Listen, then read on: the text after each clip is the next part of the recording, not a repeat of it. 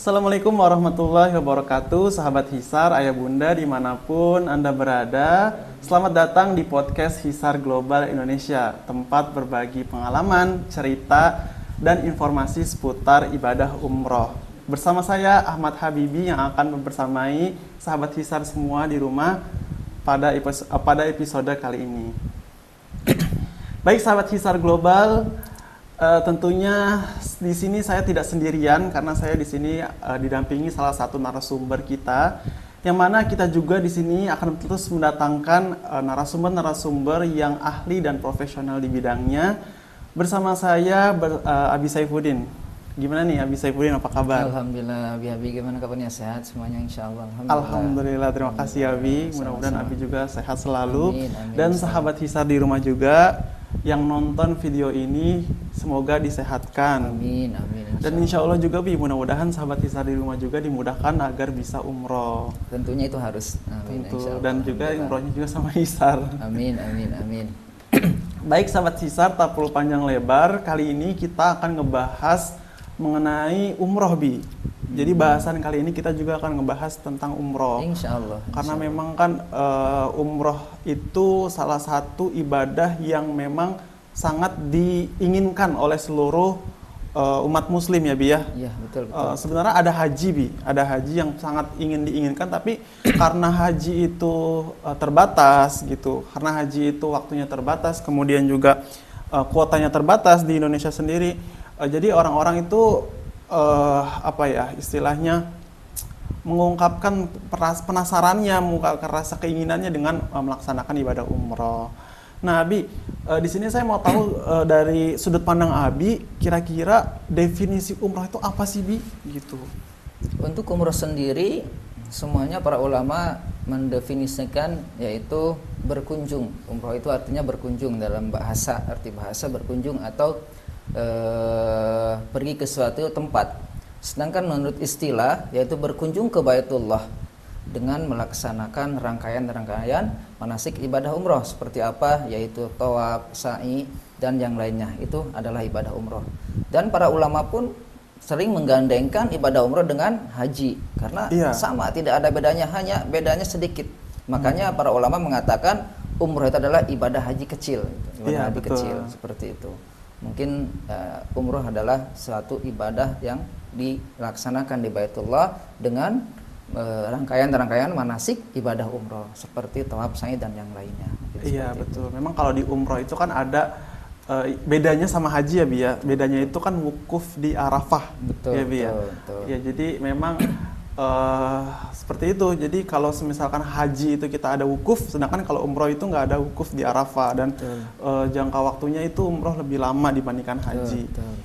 Baik Abi, waktu itu Abi juga punya pengalaman pernah pasti kan umroh di bulan Ramadan ya Bi? Alhamdulillah.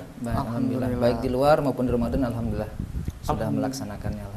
Alhamdulillah. Ini juga Abi Saifuddin juga udah sering banget ke bolak-balik nih, sepertinya udah sering bolak-balik ke Tanah Suci. Betul, kalau sering belum, tapi alhamdulillah udahlah.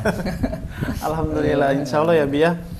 Semoga dinasibkan terus agar bisa terus berkunjung ke sana, bisa ziarah ke Madinah juga, ke makamnya Rasulullah SAW. Ketika zamannya Nabi itu gimana sih Bi? Umroh waktu di zaman Nabi itu? Waktu itu di zaman Rasulullah emang ibadah umroh pertama yaitu oleh Nabi kita atau Bapak kita Nabi Ibrahim alaihissalam, yang mana diabadikan dalam Al-Quran, sampai Allah mengabadikan dalam Al-Quran, dan sampai sekarang dilaksanakan oleh keturunan-keturunannya, alhamdulillah. Kalau sering kita dengar dari para alim ulama, para kiai, bagaimana Nabi Ibrahim menitipkan anak dan istrinya, yaitu di satu lembah yang mana belum ada apa-apa di sana, itu Ismail, Nabi Ismail anaknya dan istrinya Siti Hajar, yang mana diabadikan sampai ke sana. Subhanallah, perjuangan seorang istri dan anak, yang mana seketika anaknya sudah besar, Nabi Ismail pun bagaimana kerinduan Nabi Ibrahim ingin berjumpa, setelah berjumpa Nabi Ibrahim mengorbankannya, seperti itu. Subhanallah. Ketika sampai di zaman Rasulullah, waktu itu Rasulullah mau melaksanakan ibadah haji. Mau melaksanakan ibadah haji bersama para sahabat-sahabatnya dari Madinah, berarti kan menuju ke Mekah. Tetapi ketika belum sampai di Mekah, waktu itu dihadang oleh orang-orang Quraisy yang tentunya yang mereka benci dengan Rasulullah dan para sahabatnya. Di sanalah terjadi ketika sampai di Hudaybiyah dihadang, akhirnya tidak jadi hajinya, maka terjadilah perjanjian Hudaybiyah yang mana di sana umat muslim merasa dirugikan dan mereka sudah siap-siap mau ibadah haji waktu itu, akhirnya tidak jadi dan sangat sedih sekali Rasulullah. Tetapi alhamdulillah dengan izin Allah Subhanahu wa taala waktu itu kalau nggak salah tahun 6 Hijriah.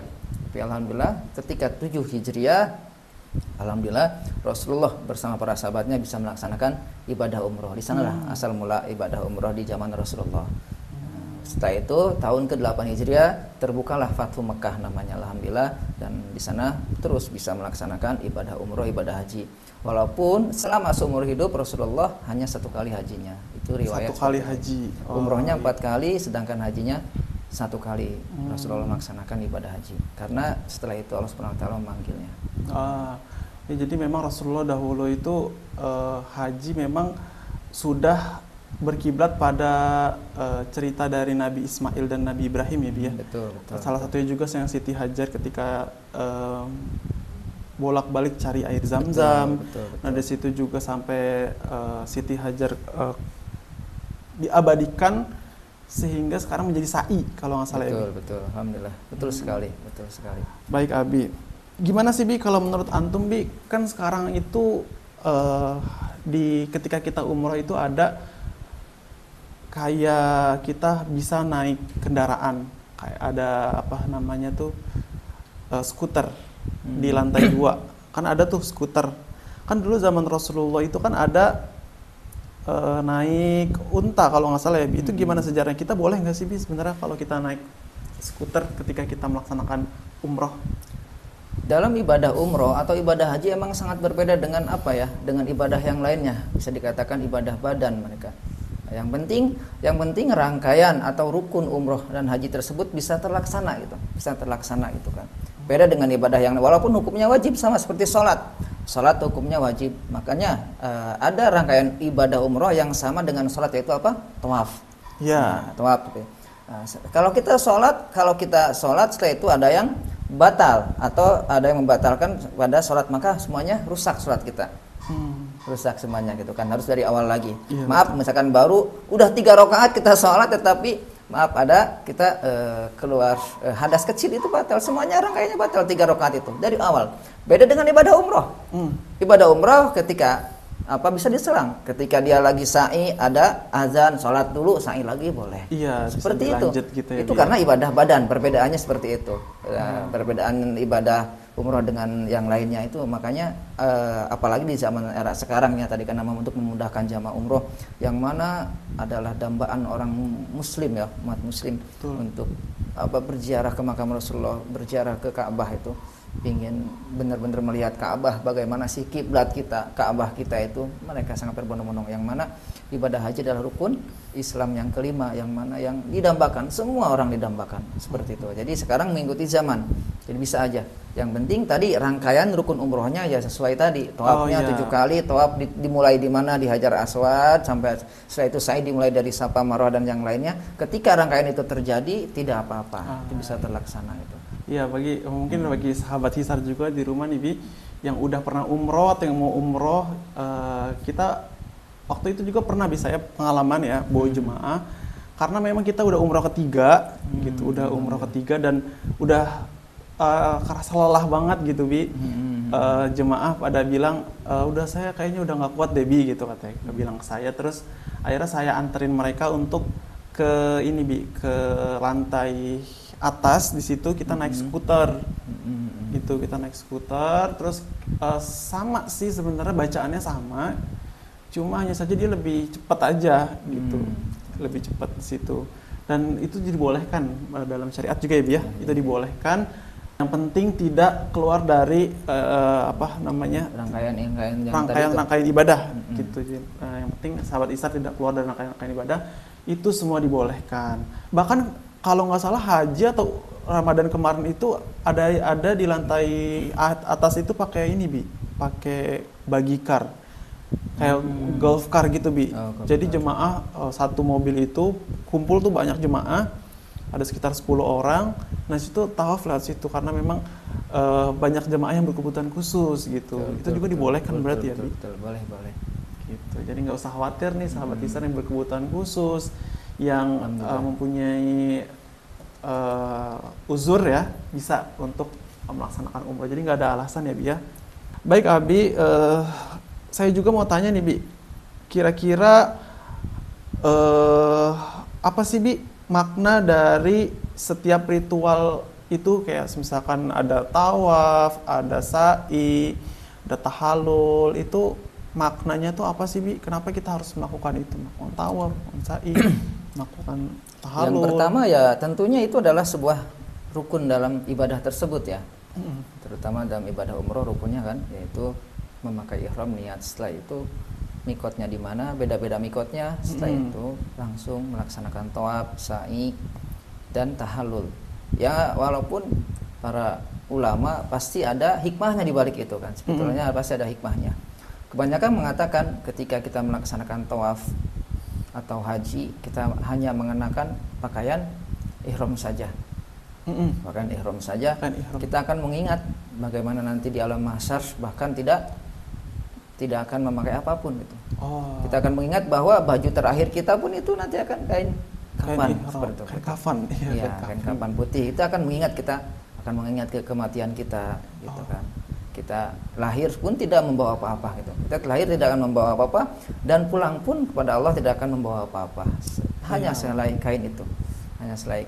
Itu jadi salah satu hikmahnya. Dan tadi yang sudah kita bahas dari awal, tentunya ketika Safa Marwah itu kan bagaimana kisahnya Siti Hajar dengan Ismail, perjuangannya mereka gitu kan. Seandainya kalau kita pikirkan bagaimana ya seorang tua dengan anaknya ditinggalkan sama suaminya Nabi Ibrahim AS dengan bekal yang mungkin 1-2 hari tidak cukup, sudah habis gitu kan. Nah, akhirnya ketika kehabisan bekal, ya bagaimana itu? Makanya seandainya Siti Hajar tidak kuat, tidak kurang imannya, ya susah gitu. Makanya gimana Nabi Ibrahim pun karena perintah Allah Subhanahu wa taala ya berani meninggalkannya. Baik itu. Ya, jadi memang makna dari umroh itu ya kembali kita ke fitrahnya, dan kita juga kan nanti ketika di akhirat juga bakalan seperti itu juga, dilahirkan kita dalam keadaan yang fitrah, kemudian juga nanti ketika sudah meninggal, ketika dikumpulkan di padang mahsyar juga dalam keadaan yang seperti itu ya, Bi. Ya, kita akan mengenang ke sana, mengingat ke sana. Padang mahsyar lebih dahsyat lagi gitu kan.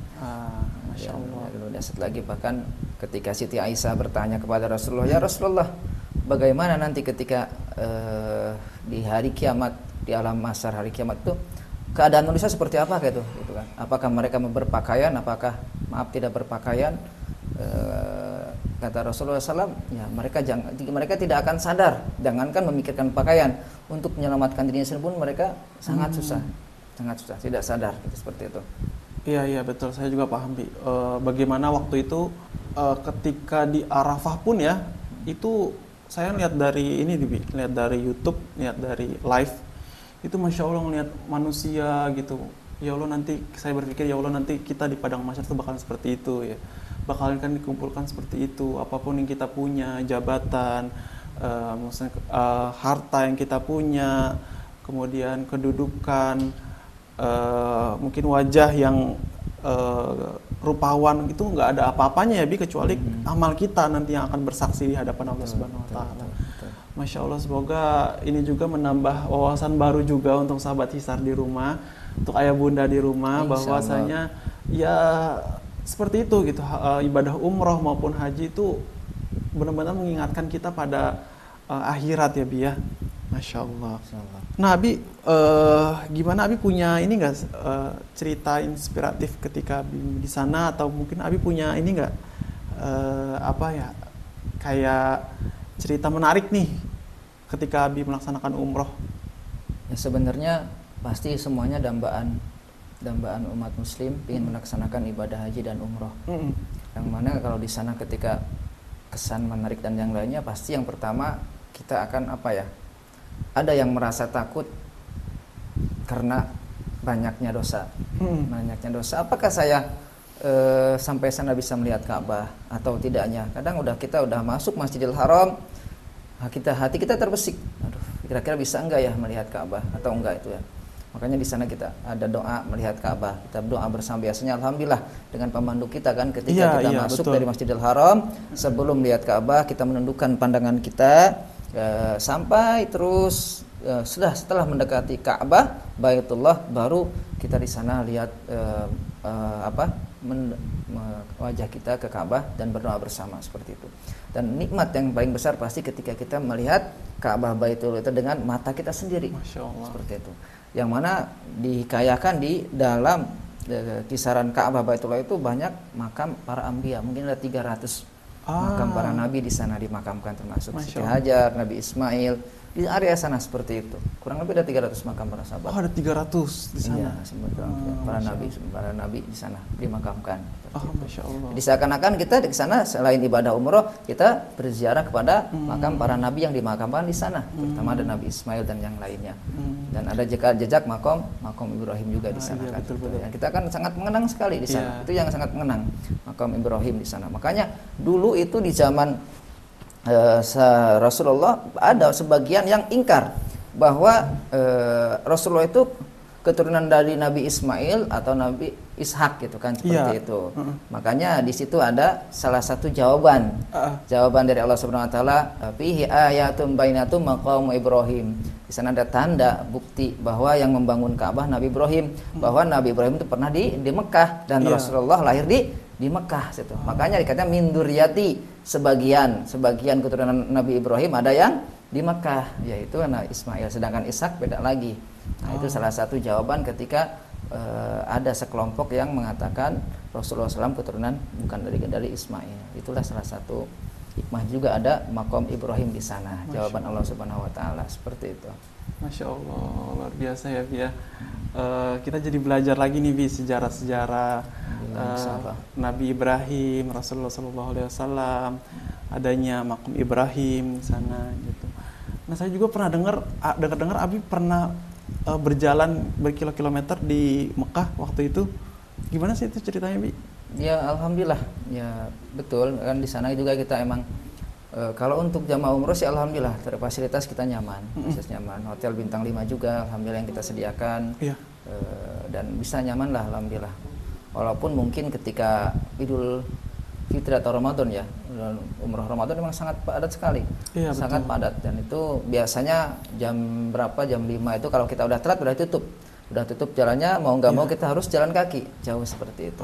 Tapi kalau di sana sih yang kita rasakan kan enak-enak saja karena niatnya ibadah, banyak orang enak, nggak ada rasa lelah letih, subhanallah, alhamdulillah seperti itu. Jadi memang sahabat Hisar kalau misalkan sudah di sana karena vibes lingkungannya tuh udah yang ibadah, jadi kita sejauh apapun nggak kerasa capeknya ya Bi ya. Betul. Gitu, mudah-mudahan deh sahabat Hisar di rumah dimudahin agar bisa umroh tentunya sama Hisar Global. Kita juga ada paket-paket ya Bi ya. Kita ada paket yang terdekat ini, ada paket hemat, ada paket maulid, ada paket direct tanpa transit, paket umroh plus Dubai plus Turki, dan juga paket musim sejuk atau di Desember atau musim liburan. Nah sahabat Hisar bisa tuh dicek di website kita di www.berangkat-umroh.com.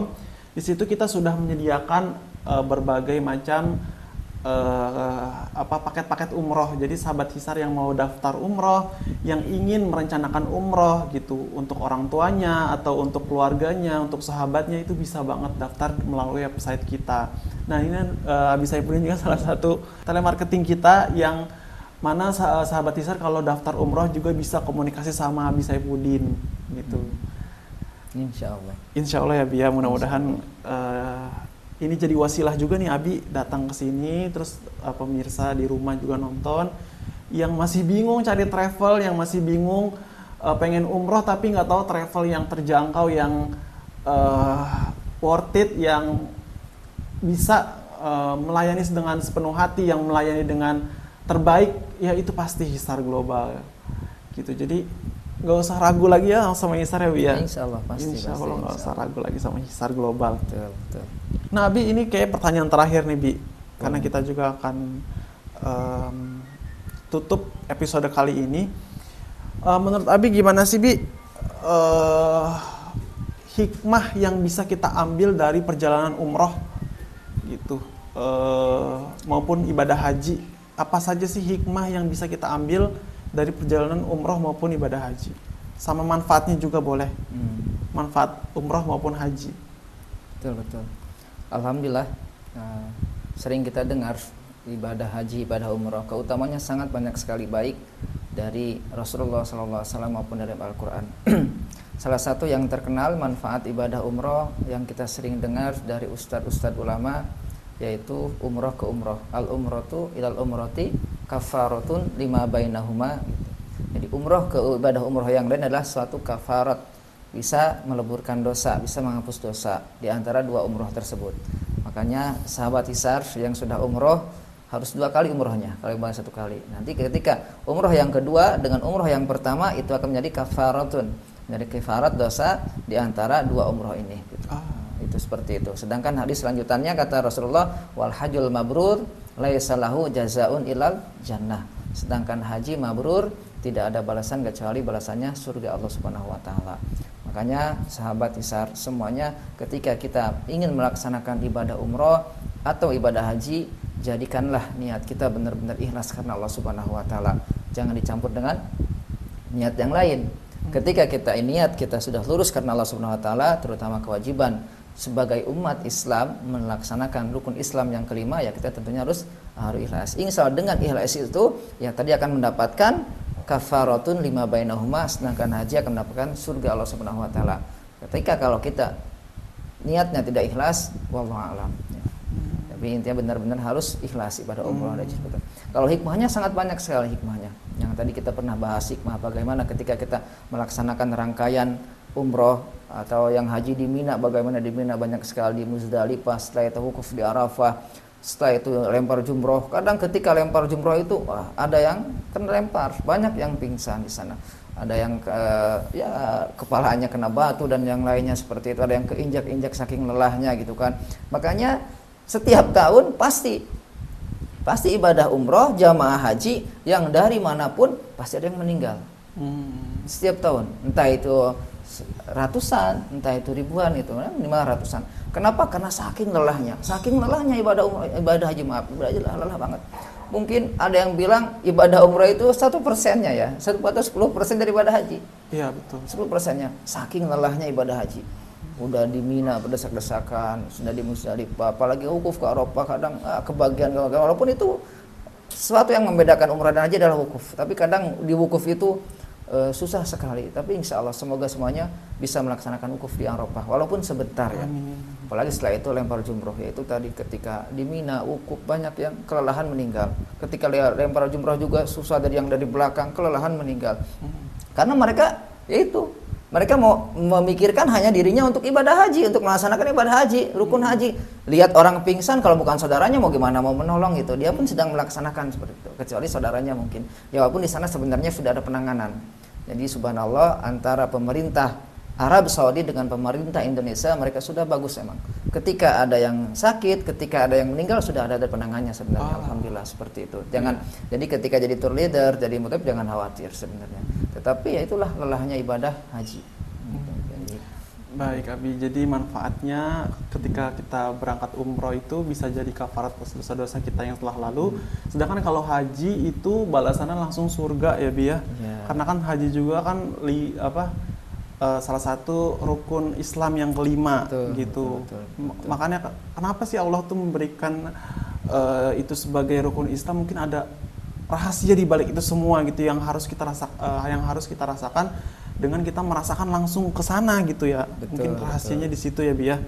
Ya mudah-mudahan kita dinasibkan, sahabat Hisar juga di rumah mudah-mudahan dinasibkan agar bisa berangkat haji gitu. Kalaupun belum dinasibkan insya Allah yang sudah umroh bisa umroh lagi, dan yang belum umroh semoga insya Allah dimudahkan agar bisa umroh. Amin. Amin ya rabbal alamin.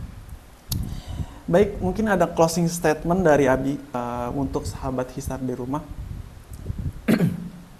Alhamdulillah sedikit dari Abi. Terima kasih Abi Habi sudah mengundang Abi ke sini. Insya Allah semoga apa yang kita sampaikan bermanfaat, berkah buat terutama buat Abi sendiri dan di sini umumnya buat masyarakat semuanya pendengar di sana, dan tak lupa kita sering mendoakan agar bisa melaksanakan panggilan Allah Subhanahu wa taala itu ibadah umroh. Semoga Allah Subhanahu wa taala senantiasa memanggil hambanya untuk bisa ke Baitullah seperti itu. Insyaallah semuanya. Jadi intinya kepada yang belum umroh, kepada yang belum haji, jangan lupa dalam hati kita semuanya niatkan pingin berkunjung ke Baitullah, niatkan untuk ibadah umroh, ibadah haji, insya Allah Allah akan memanggilnya seperti itu, akan memanggilnya itu. Semoga semuanya dapat panggilan Allah Subhanahu wa taala. Mungkin itu dari Abi. Terima kasih, baik Abi. Baik sahabat Hisar Global dimanapun Anda berada, terima kasih atas segala perhatiannya sudah menonton video ini sampai akhir. Bersama saya Ahmad Habibi, saya pamit undur diri. Mohon maaf atas segala kesalahan. Wassalamualaikum warahmatullahi wabarakatuh. Waalaikumsalam warahmatullahi wabarakatuh.